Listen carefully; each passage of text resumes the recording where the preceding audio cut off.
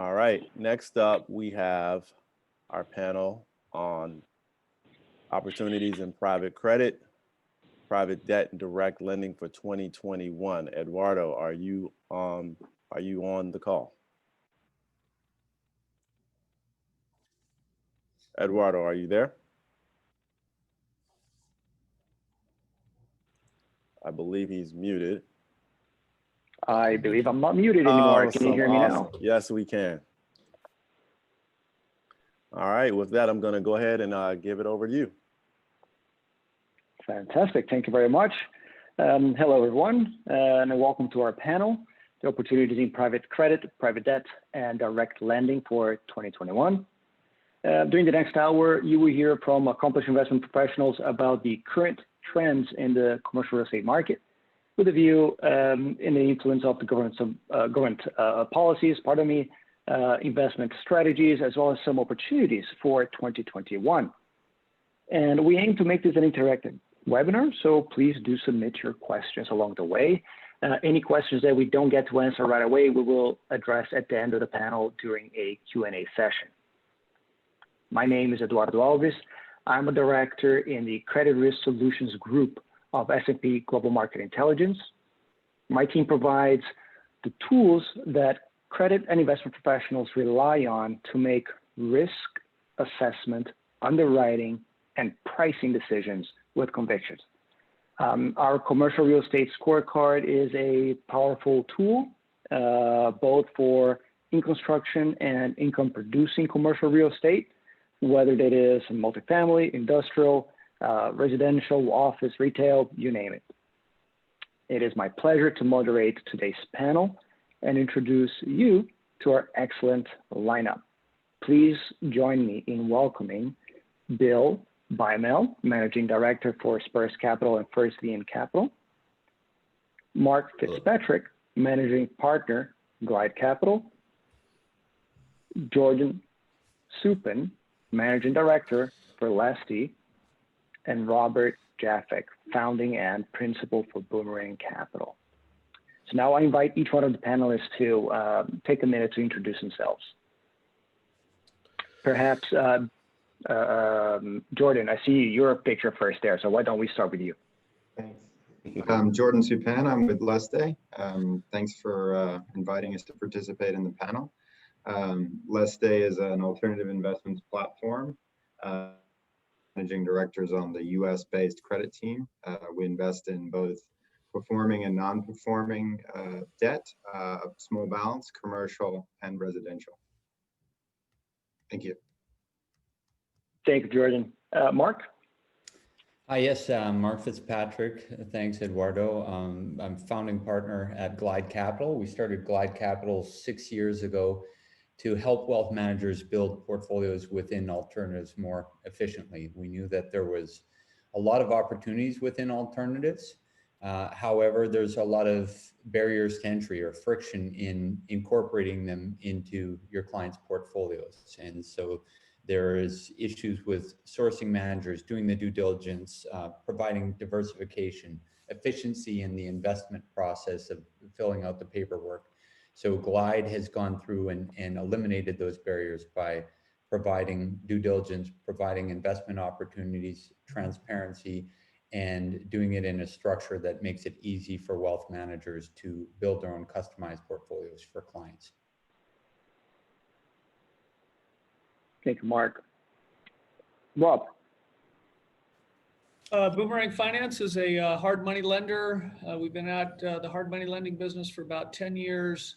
So the portfolio is concentrated in Arizona, Colorado, and Texas.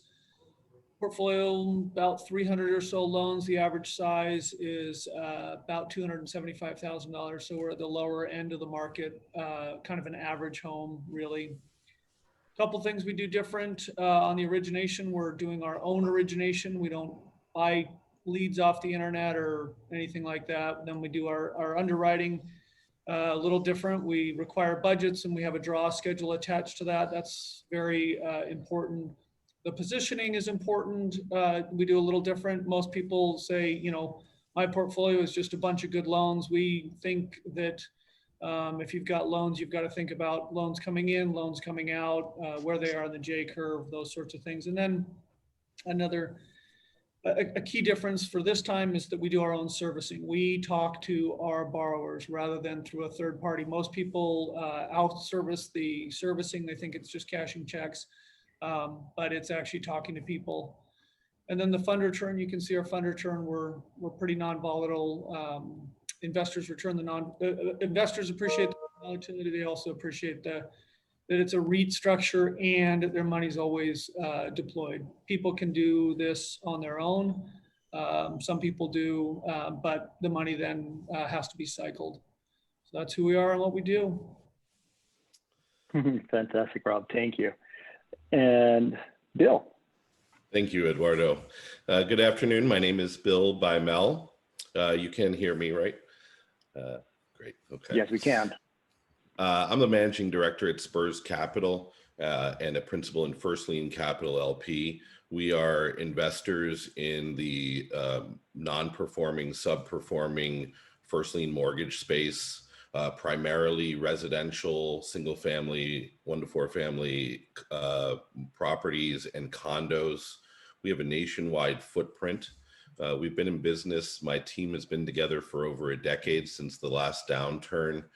We've placed close to $1 billion of equity over the last 8 years in our NPL, residential NPL strategy. We've currently got about 106 million AUM equity invested through 3 vehicles, each with single institutional partners. And First Lien Capital is our newest LP. That'll be our 4th vehicle, which we're launching next month. The first offering that we're actually opening up to high net worth family offices, smaller investors, friends and family are coming in on that. We focus on the trees and not just the forests. We have offices in New York, Denver, South Florida, and Los Angeles. And we've had a pretty consistent mid-teens unlevered return for about a decade now. That's great. Thank you, Bill. Well, thank you all for joining today. What a year this has been, and we're still not even over, right? COVID-19 impacted our lives in unimaginable ways, and it certainly impacted multiple industries, right, directly or indirectly in unimaginable ways. Certainly the case for real estate, and some commercial real estate subsectors, firmly navigated this year, like multifamily, industrial, data centers, for example. Some other subsectors are, poised to end the year slightly, better than bruised. So retail-oriented assets, particularly like malls, they really suffered with decreased rental payments. It really impacted the cash flows. The average rental collection dipped to as low as 20%, right, for regional malls and outlets, while, rental housing kind of like held on in the mid-90s. Many companies are also rethinking their office footprint, right, going forward. My company is one, certainly, which creates uncertainty about the long-term future of some office buildings as investment assets. Okay, in the US, we also just had the presidential elections earlier this month. So against this backdrop, let's hear from our panelists. And the first question that I have is actually an open question, which is, where do you see the commercial real estate market right now, right? And what changed from Q1 this year? Whoever wants to take it first. I'm going to pick a name. Yeah, pick a name. I'll jump in there, Eduardo. We can talk a little bit about what we've done, because we've actually transacted quite a bit since the start of COVID.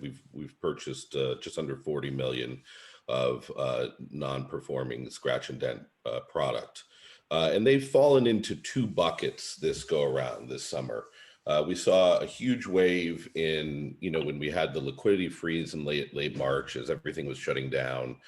We saw a lot of originators or investors in whole loans who were subject to credit facilities have some pressure, either having those facilities shut down, paused, or pressure to sell non-performing, subperforming debt.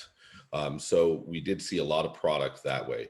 We're looking at about a 1 to 200 million a year in scratch and dent loans across all the various types of residential mortgages. But that was a large subset that we were able to focus in on in the spring and early summer and acquire that way. There was also a subset of bank loans that we were able to acquire where, you have, a Caliber loan pool or something where the asset managers were sitting there expecting, late stage foreclosures to be wrapped up in the summer of this year. But once the courts shut down in the spring, those assets had indefinite end dates for those holders. So we were able to pick up some trades that way. And as far as the difference between pre-COVID and post-COVID, coming into it, we actually started backing our bid up 10 to 15 points across the board. So in the residential space where we're on average paying in the 60s of underlying collateral value to buy our debt, we were able to back that up just on an average level into the 50s and still get hit on enough product to fill our spending needs the last 2 quarters. So that's what we're seeing. We've seen the ability to extend our timelines and the need to extend our timelines and modeling, which pushes down our pricing, and also the expectation that there might be some leveling off in values, and obviously a slowdown with the courts. And we're still being able to pick up a little bit of product. Thank you, Bill.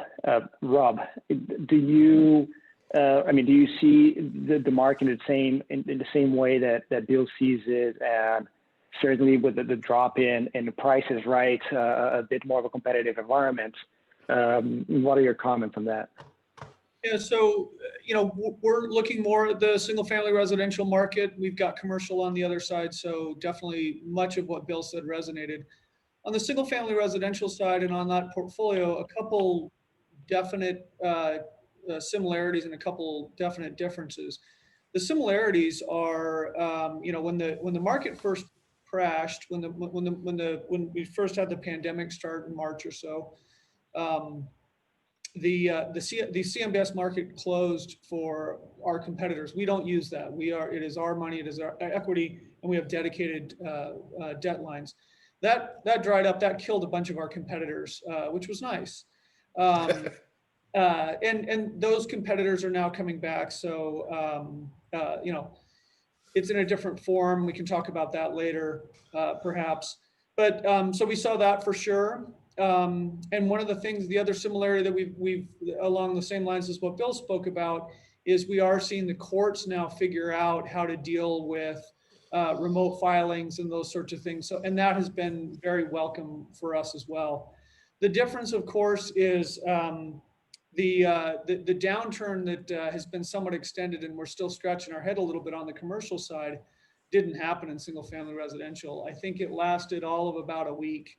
And now it's very difficult for our buyers, our borrowers, to access homes that need rehabbed because the sellers aren't moving. And we can talk more a little bit later. I think we're planning on talking about some of what we're seeing in the markets and those sorts of things. So I think that's what we're seeing in some of the similarities and differences. Great, thank you, appreciate it. Jordan, anything to add to that? Yeah, I think it's important, as Rob sort of alluded to bifurcate the market, because obviously the SFR space in general is extremely robust. You've seen home price appreciation, you've seen very tight supply. So I think that universe represents a good opportunity set, but potentially for entirely different reasons than the commercial loan opportunity set. So I think it makes sense to talk about those very differently. On the commercial asset side, the opportunities are going to be driven by distress, and who's going to be selling those loans and potentially with banks potentially being a little bit more conservative, what opportunities do you have to step in and increase your risk-adjusted returns on new origination as well as distressed? So I think they're very different conversations. On the residential side, we like new origination, as Rob also alluded to. The secondary market or the whole loan market has took a very short pause. And it looks like the securitization market for both, sort of 30-year non-owner occupied bridge loans and short duration fix and flip, which I think Rob predominantly is in. Those secondary markets are open again. So the originate to distribute business is there. And so I think, we can probably go into depth in a little bit, but those are, we like both spaces, but for different reasons, I guess I would say that the net of it is. Yeah, absolutely. Segmentation, fully agree with that, right? Mark. Yeah, I mean, we have a different perspective. We're not in real estate all day long. What we do is we try and identify the right segments within private credit to be invested into. We always like collateral, so real estate is a strategy that we do focus on, maybe 30% of what we do, but we combine it with life settlements, business lending, and all sorts of other types of private credit strategy. When we look at real estate, what we are really looking for is to be in the right place, and we know that you can break down the real estate industry into many different areas, and certainly that hotel and office and retail are going to be a lot more challenged than certain areas that we invest more into, like multifamily, and we understand single family and other areas within real estate are continuing to perform well. For us, I mean, there's going to be opportunities everywhere depending on what it is that your strategy is. And we're always looking for groups that are strong asset managers and know how to underwrite to the worst case scenarios. And so we try and avoid strategies that have a lot of leverage where you're going to be forced to kind of liquidate certain assets. And, we know that there's going to be some challenges in certain cities, and others are thriving in these environments. So it's about taking this global approach to real estate, and there's going to be opportunities in everywhere, and there's going to be distress coming up in 2021. We just all don't know when it's coming because it seems to have been delayed with the hold up of the courts and the stimulus, and so we'll see where the opportunities arise in 2021 in real estate. Okay, and Mark, I'm going to stay with you. And actually, I'll pick up on the first question that came in here through the chat. And I'll remind everybody that please do submit questions. We would love to get your questions along the way, okay? And this is a topic that we, during our pre-meeting, we touched upon a little bit, right? How default levels were so low coming into the start of COVID, the COVID period. And there really wasn't a lot of wiggle room for defaults to move in any other direction but up, right? I mean, down, it seems like it went down almost as far as it could go. I say almost as far as it could go. So the question that came in was, so where is the wave of defaults and when do you think it will come to the market, right? Tying in with that, right, Mark, so should the investors be concerned, right, with the default liquidities going forward? Yeah, I think it's a good question. That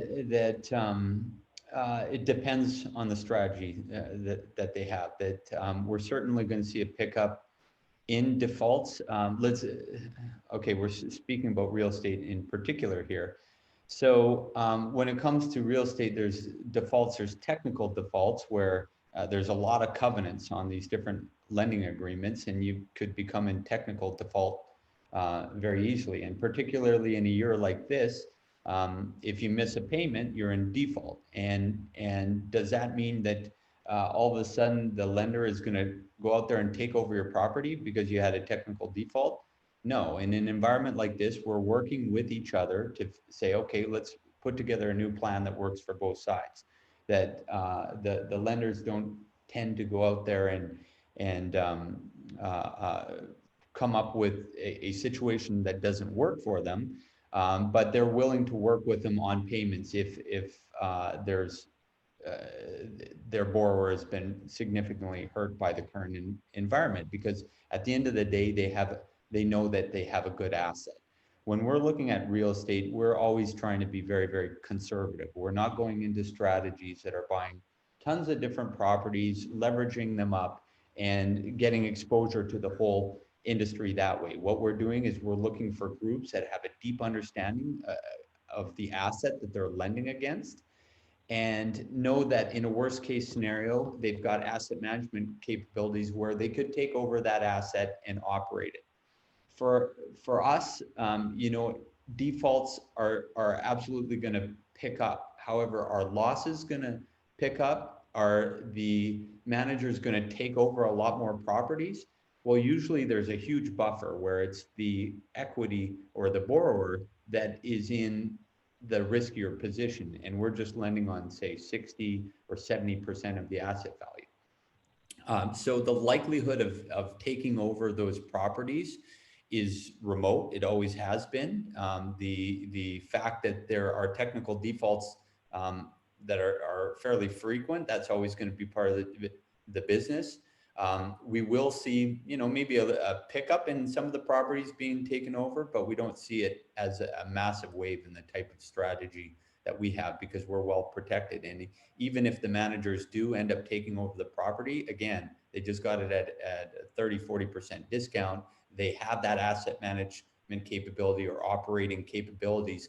So we're not worried about performance from that standpoint. Liquidity is another thing that we do know that liquidity is kind of dried up across the board out there, so that if all of a sudden you're in a fund that has everybody sending in redemptions, that's going to be a problem. So you got to be more patient on the liquidity side, but from a performance standpoint, we have prepared ourselves for these types of challenges.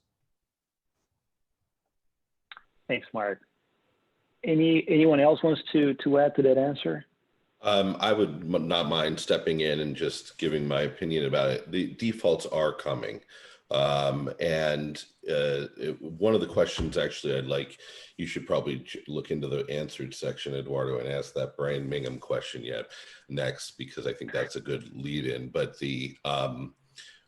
there is 2 million loans currently in government insured forbearance. That's just what's public to us, public facing. If a small percentage of those, what we've been seeing as, we've seen, I think, upwards of close to 5 million residential loans go through the forbearance program, with many of them coming out on the other side, being able to continue payments.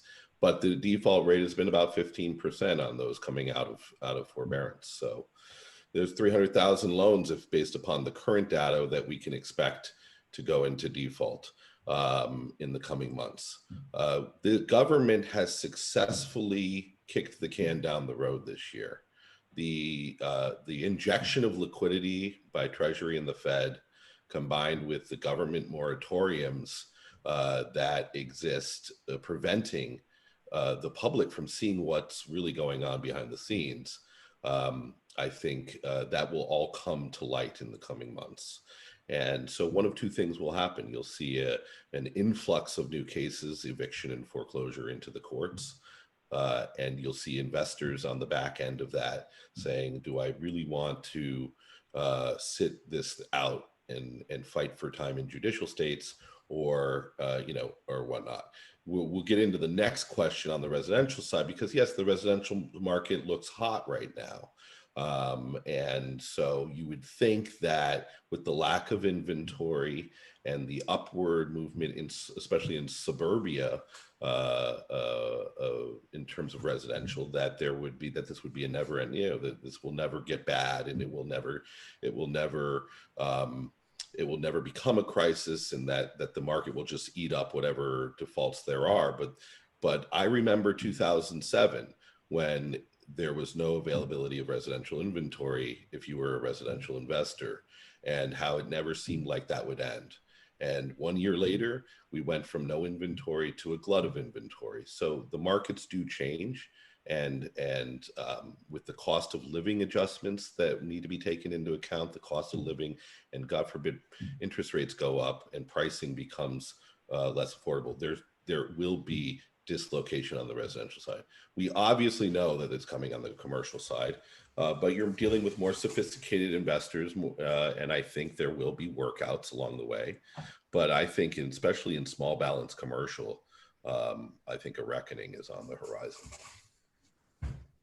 And Bill, I guess just following up on something that you mentioned, you started talking a little bit about the government interventions, right? I mean, did that have any impact on your business, and how do you expect, now there are post presidential elections, right? How do you expect that to move forward?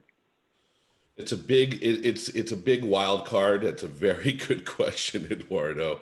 As far as the future is concerned, I'll get into that in a second. As far as up until now, we have 3 vehicles we're currently managing. One of them only invests in government insured loans. So that was, that's a capital preservation play. It's done very well. It's one of our oldest vehicles. And we've obviously had to adjust our expectations this year in terms of any NPL that is government insured. We just had to, we bought stuff on certain timelines a year ago, and those will obviously suffer some squeeze in terms of their return just in the last year. But the good news is that I think that owners of government insured NPL, investors in government insured NPL, whether they're private or institutional or banks, if the government, and so here's where the wild card comes into play. So it could go either way. I don't foresee an extension of the government moratoriums. It passed the current deadline, which I think ends December 31st, Jan 1, the courts open fully to all of that type of stuff. If the government were to one of two things will happen. The government won't step in, and the courts will open up, and we'll see a flood of new eviction and foreclosure cases come January. And some subset of those investors or owners of that debt will sell or be forced to sell. Or the government shuts down the courts again if it becomes too bad. And then those investors are still in a situation where they may have to sell because, we've kicked the can down the road for a year. But if I own a government insured loan that I can only forbear or just sit on, it's nice that I know that eventually I'll get full repayment. But it is still, especially if you're a bank or an institution that relies upon that coupon, the value of that asset, disappears without any performance. So there is a wild card as far as what the government will do. I don't know which way it will go. As far as we're concerned, we have other vehicles that only buy non-government insured loans, and like Rob said, the courts have gotten their hands around reopening. So we have been able to move cases forward where there's no longer a moratorium either on the federal or state level. And so that's where we're at right now. Very insightful, Bill. I appreciate that. Rob, I want to give you also the opportunity to talk about the comments on the defaults, if you would like to add anything to that, but certainly on the question that about the government policies, right? If that has had any impact on your business, and where do you expect it going forward? So defaults, I think for sure defaults are coming, and we're looking at those. It's really important to, again, contextualize this, make sure we're talking about, we all understand we're talking about residential here. The other things is foreclosures are coming off a very, very, very low level, unprecedentedly low level. So when you're looking at headlines and you see these headlines, foreclosures are up 50% or foreclosures are up 100% or whatever, that, it's easy to double a base of one, right? You didn't have one. That's now very you've got good point, Rob. Yeah. So foreclosures are going to come up for sure. And that could solve some of our mismatch between supply and demand, those sorts of things. So those will get kind of sucked up. The other thing, or, absorbed into the system. The other thing, of course, as Brian points out in his question, they've got equity now, and an ability to refinance away or to work with your lender when you have equity is much better than when you've done your no income, no job loan, those sorts of things. As far as what we see going forward with the government and what we saw, we're commercial business purpose loans. So all of the types of forbearances and all of the types of government programs to protect, that's not what works. That we have non-owner occupied business purpose loans. So our guys can still get in there and work. There's no tenant that we need to worry about, forbearance, those sorts of things. And that will continue. There was only, I think, 2 counties that did not allow people, our borrowers, to get in and access their product, even their projects, even when we were in the midst of the lockdowns. So, and we're excited to see the courts open again. And the courts is not just on the resolution side, like something's gone bad and we have to figure it out, go through foreclosures or those sorts of things. It's also been on the permitting side. So not all of our jobs require permitting, but those that do, it got caught up. And let's face it, we're really a bridge loan, so we are a high interest rate, short duration loan. So that our borrowers do not want to be paying these high interest rates for an extended period of time, which is what's going to happen when there's permitting. So so that's kind of what we see going on. It's the government actions so far have been relatively limited as far as an impact into what we do. Thank you, Rob. Jordan, any comments on I guess, where you see the directions of defaults and where they might be coming from, as well as any government policies that might have impact your business, where that's going forward?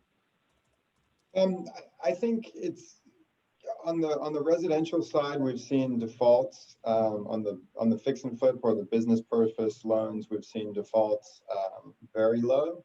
We actually, when COVID first hit, we put together a new strategy and raised some capital, expecting a larger wave of defaults on the business purpose side, and it really hasn't manifested in the way that we originally thought, looking at it in March.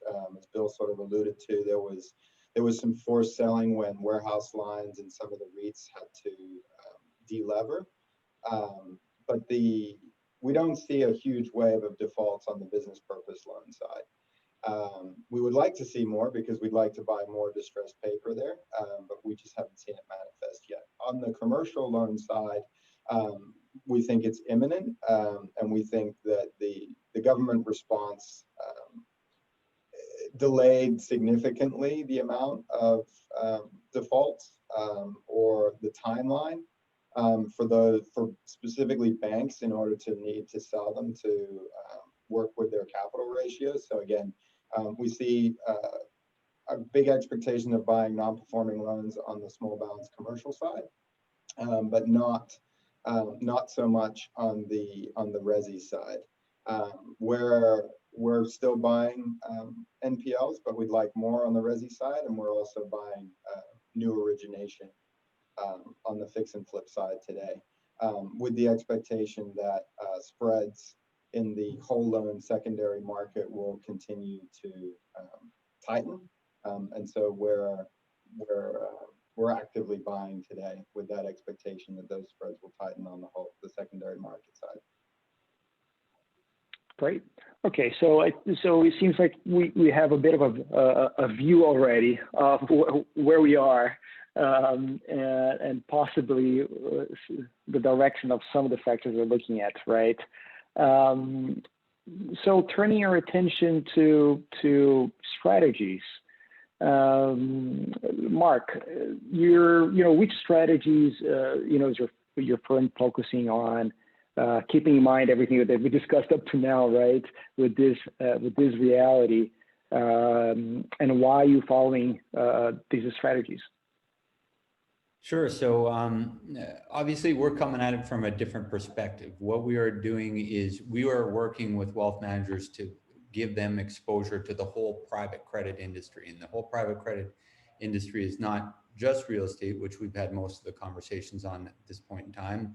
There's things like business lending, there's life settlements, there's aviation, there's all sorts of different strategies within it. And so what we're doing at this point in time is we're focusing on where are the best opportunities. And something like life settlements tends to be very, very uncorrelated to what's going on within the economy. There's different conversations within business lending and other strategies and aviation. For us, to talk a little bit about the real estate space,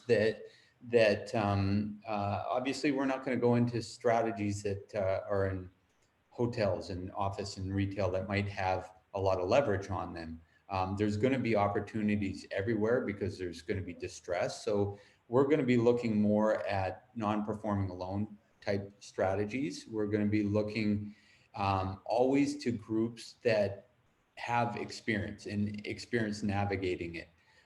We're going to be less likely to go into some of these open-ended structures where you're already investing into a pool of loans and they may not be able to be as opportunistic. We'll look a lot at liquidity. We'll look a lot at the manager's ability to navigate through kind of challenging environments.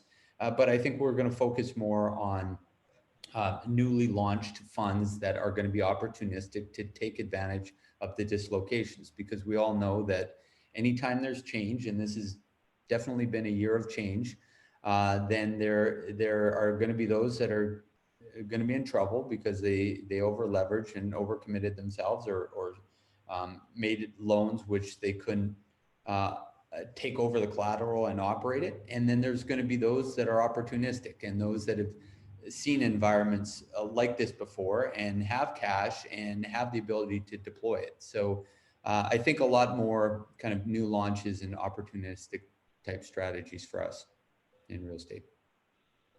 Great, thanks. And Bill, I see you nodding your head throughout the answer. So maybe you can elaborate a little bit on some of the transactions you participated in this COVID area, and how are those different from pre-pandemic, and do you expect to continue in the same strategy? It's interesting. First of all, I want to point out a couple of things that the panelists say that I totally agree with. Rob, for example, talks about the special business purpose loans. You don't have to worry about government intervention. It's a great business to be in. And when you're a manager like Rob is, or you specialize in a very specific region of the country, you're very hands-on. That's the kind of guy that I would trust. I feel like I'm doing a sales pitch for you, Rob. But he knows his market, he knows where he's lending into, and he's taking into account all of the factors that he's seeing on the ground every day. And I agree that special business purpose loans long term is gonna continue to thrive as a market. What I'm concerned about is some of those that are out there squeezing coupons and upping their LTVs on those business purpose loans, who may have gotten caught up in some bad valuations and whatnot. It's such a private market, the hard money lending arena, where so many of us have dipped our toes into in the last couple of years. And there's a lot of companies out there that have waved millions and millions and millions of dollars worth of loans through.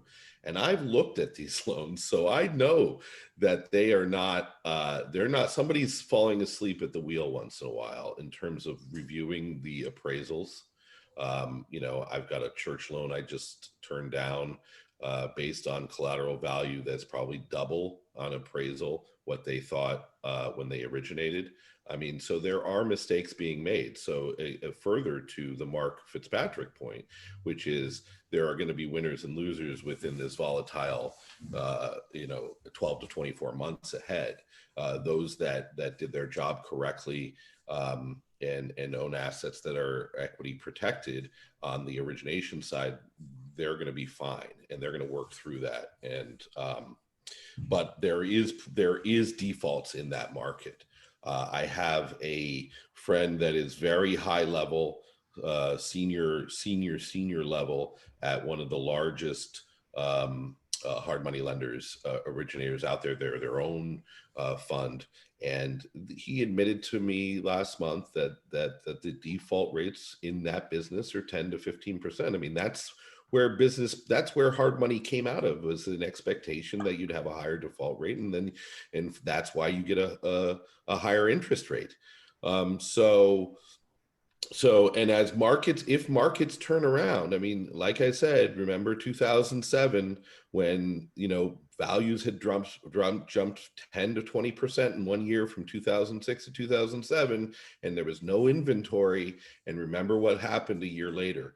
Yes, there will be people that will get into distress. They'll be able to grab what little equity, what equity they have in their properties. They'll move out. That inventory will come to market. Then you'll have other stuff that will come to market. And there's still a lack of affordable. Now, if we're talking in affordable living, sub $500,000 loans, I think that market will stay strong because of a lack of inventory. But what I'm concerned about is the rest of the product out there. So, it's exciting, actually. To be honest with you. I'm looking forward to. We can tell from your energy that I'm ready to buy. Rob, maybe if you want to comment on anything else that Bill mentioned, but it seems right that perhaps price might be a little bit disconnected from fundamentals, right, in the current market. How comfortable are you making loans in this current environment, and is that going to change in the foreseeable future? Yeah, so it's interesting when you look at real estate prices, and broadly speaking, we're looking at a slow and steady grind higher. We're definitely, we're looking at the same thing everybody else is looking at, urban moving into suburban.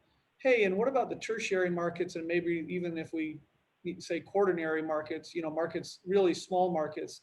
And so some of those sorts of things, that we're looking at, but prices are generally, so you have that kind of pushing up. Against it, you have all of the unemployment and those sorts of things. I would, Bill must be sitting, where are you sitting, Bill? Los Angeles, California, in my former dining room, now converted to an office. Well, it looks good. If you think a home sub $500,000 is a B and C affordable living, you're in California. It's California, yeah. Yeah, absolutely. In the rest of the country, we're looking at a $300,000 or something house as being affordable. And so that's where, and yeah, you've got really good turnover there. At the upper end, as long as you go high, the higher up you go, you end up with a lot more problems. Higher prices means, pickier buyers, fewer buyers, those sorts of things. So we want to stay at the lower end. And then, you talked a little bit about, there is still problems. It's not unusual to see 10 to 15% problems in some of those models, those broker-driven models. To put a relatively fine point on it, Pier Street and Turac, where you had the guys putting the money, they were just brokers. There were, these guys that represented themselves as hard money lenders that were really brokers. Those portfolios are significantly damaged, and it would be interesting to see those come to market. I think those will come to market quicker than foreclosures. So, and then the other thing that we're seeing coming back is these 100% loans, 100% loan to values, and those sorts of things. Those are not helpful to the industry as a whole. What's helpful to the industry as a whole for hard money lending is, good borrowers. We can price things right. And really, the thing that goes down is the unknowns, right?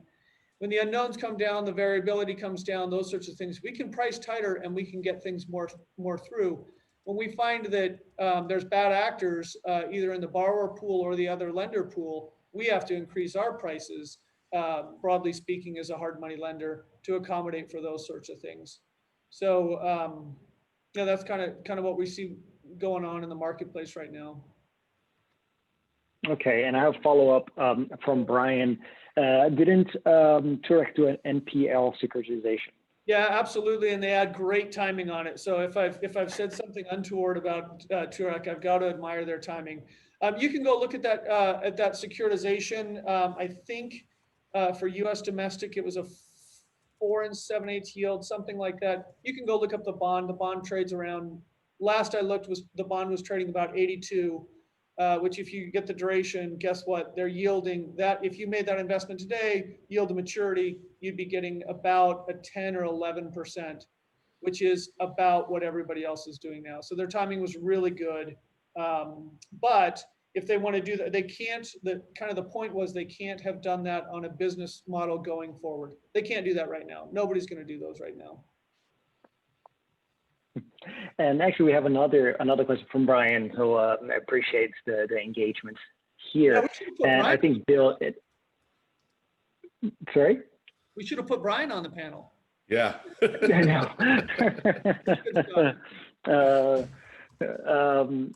So, and I think, Bill, this goes to what you were talking about before, the special business purpose loans, right? So how about the business purpose loans, FNF, that you take back as REO that are half built? Okay, Yeah. We've seen a lot of lenders without asset management groups that don't know how to avoid large losses. That's exactly right. And that's what separates the Rob Jaffic Boomerangs from the Toraks and Pure Streets of the world. That they know that where they're investing, they know the assets. It sounds like, Rob, you have a tight leash in terms of releasing funds during a construction phase so that you don't get caught with your pants down. Whereas I'm looking at deals right now where borrowers got 80 LTV on the purchase plus the construction, have already taken the advance on construction. They demo the property halfway through, stop making payments, and pocket the rest of the money and walk away. And it causes two scenarios. There's a couple of different scenarios. A lot of these brokers of that debt ended up selling those off to family offices, who are now stuck with some subset portfolio, 5 million, 10 million, whatever they had to invest in what looked like a pretty solid deal. And now come to find out that they own a loan on a property that is half constructed. So I'm seeing those deals. That's a lot of the kind of deals I'm looking at right now that are coming out. If you're a manager, a hands-on manager without leverage, like the way Rob and Boomerang are, they're going to have controls on that. They're going to have teams in place overseeing it. Same thing, if we're not originators, we're just buyers of seasoned whole loans. So it's a very good question, and that's exactly the kind of thing, what these business purpose loans have allowed for is a lot of mom and pop investors back into the market. The folks that have been watching HGTV Flip My House that have now had access to this type of debt, and maybe got a couple of them right along the way, so they have a small track record. And so there's just a larger pool. There is some fraud, there's some shysters out there, and a lot of it's just inexperience. So we see a lot of that kind of stuff. Luckily, because we're coming in after the default's already in place, we're able to take that into account when we're pricing an NPL to purchase. If you're on the origination side, I don't know, how do you guys handle that, the rest of you? How do we handle the? Or what are your thoughts on it? Yeah, I guess it's more on the underwriting side, right, Bill? Right. Yeah. So, So we obviously work that into pricing when we bid an NPL that is half constructed, because and sometimes we won't know until we get into due diligence after we've priced the loan. And that's been common in the regular home loan world as well. But Bayview Financial, I hope none of my friends at Bayview take offense to this, but they're notorious about having one arm not talk to the other. So capital markets is trading loan pools to us. Asset management's not telling them that the house is gutted or, something like that. So, that's part of we take into account a certain amount of repairs on every asset we buy, because we know it's a distressed situation. But then during due diligence, we obviously we get in and we take a look at each individual asset and determine whether there's considerations for these half constructed rehabs. And I think, Great. like Right. Jordan talked about, earlier on in the process, getting pretty excited and raising funds, kind of setting aside funds, because we thought that we did the same thing. We were excited about it, and we still, we've redeployed that capital, but we were looking forward to it too. Keep your money around, though, guys. It's coming. So, I mean, we were all ready for it. And then when the government comes in and says, here's a $3 trillion checkbook, go shore up the credit facilities, then obviously it was an easy way to kick everything down the road. Okay, so precisely on that, I do want to spend we have about 8-9 minutes left. I do want to spend the rest of the time talking about opportunities, right? And maybe Jordan, I'll jump to you first here. Are you sharing that Bill's excitement? And if so, where do you see that opportunity? Yeah, I mean, we're very optimistic about 2021. I think that in general, the SFR universe being very robust, we really like SFR credit as a whole. We feel like COVID was a brush fire, and so it got hopefully eliminated some of the business models and some of the credit practices that didn't make a lot of sense.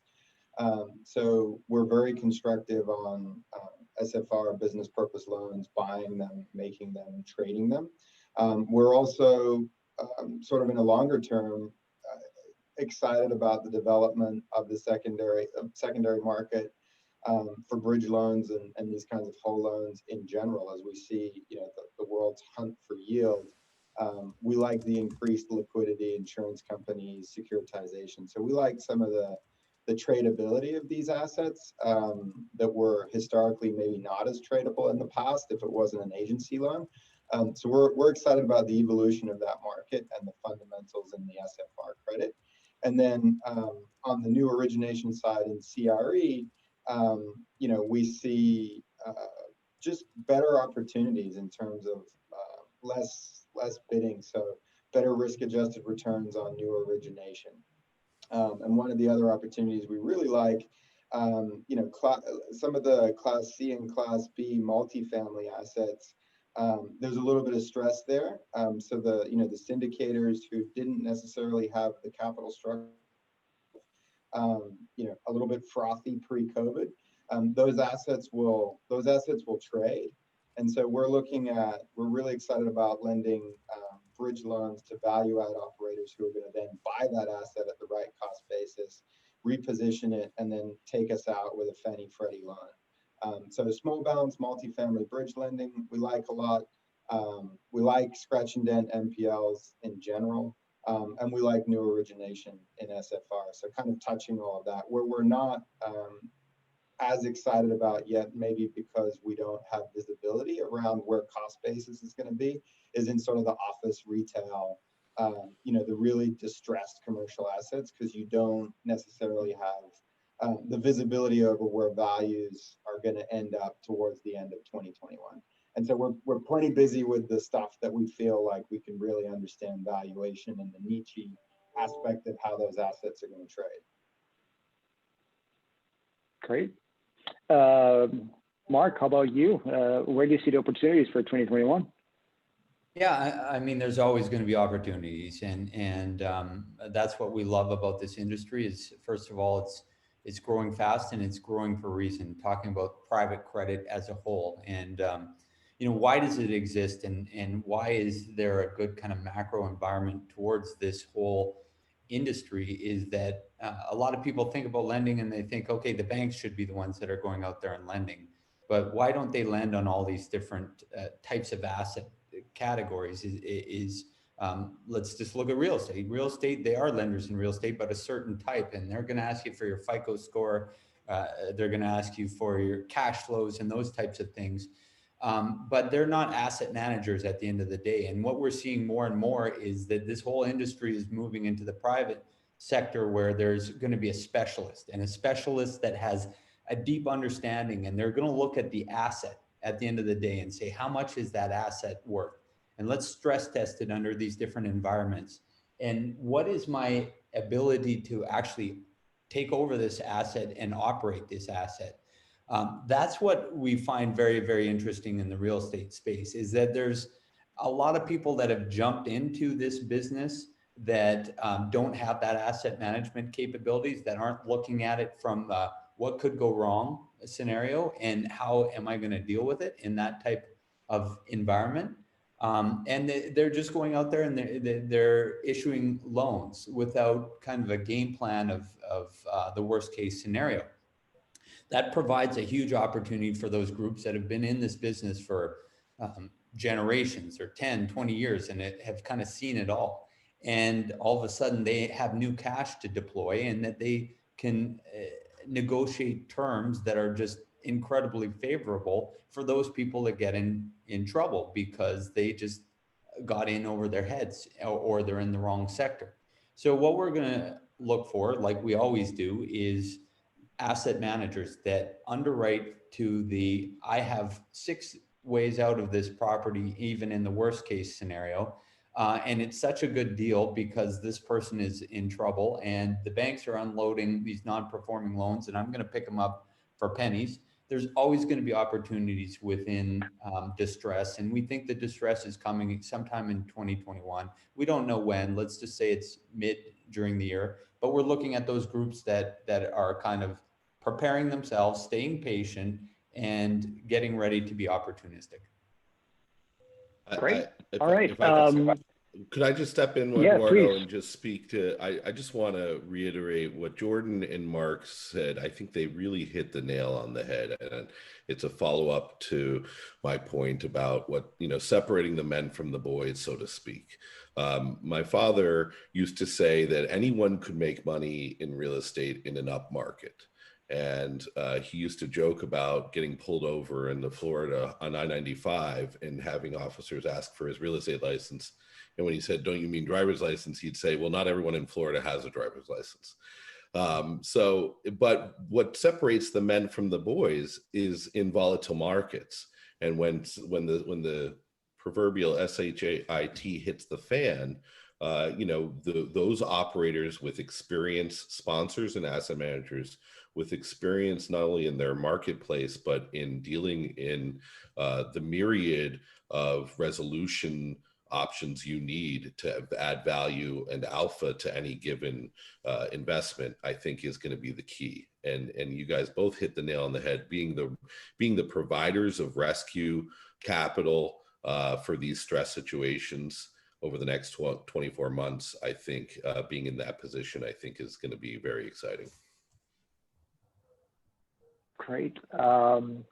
Thanks for that, Bill. Rob, maybe in about a minute or so, if you want to tell us what do you think opportunities are for 2021 for you? I think the opportunities, we're kind of in execution mode. As long as we can continue to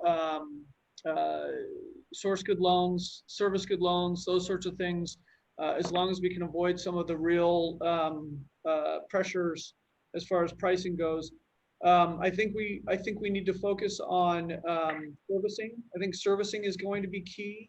And then the other thing I think that's going to be key is as pointed out, we do get, we have a 1% or so-ish default rate. That means we're dealing with, a dozen or so a year.